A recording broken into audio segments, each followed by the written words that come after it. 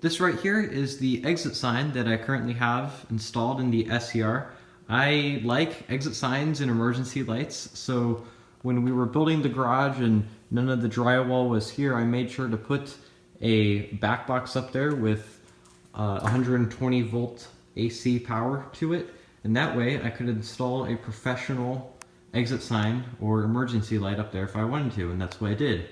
And I did actually make a video of me installing it, and it's right there if you want to see it, right there, or it will be at the end of the video. So a lot of people don't really get the purpose of exit signs, and that's to help you find the exit in a power outage or emergency condition. This is the inside of the exit sign. The exit sign faceplate just snaps right off, and as you can see up here in the top left corner, there is a set of batteries. So if a man-made disaster or a natural disaster or a fire or something happened that would cause the power to go out, guess what would happen? The room would become pitch black, and it'd be really hard to escape if there wasn't an exit sign. If you're ever in an unfamiliar building and you had to get out in the dark or light for an emergency, well, that would be really hard to do if there wasn't a big glowing exit sign in front of you.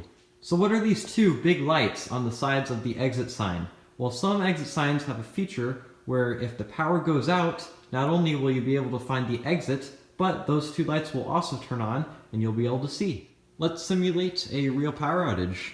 So this is the electrical box for the S.E.R. and as you can see, the exit sign has its own circuit. So we'll go ahead and turn that off.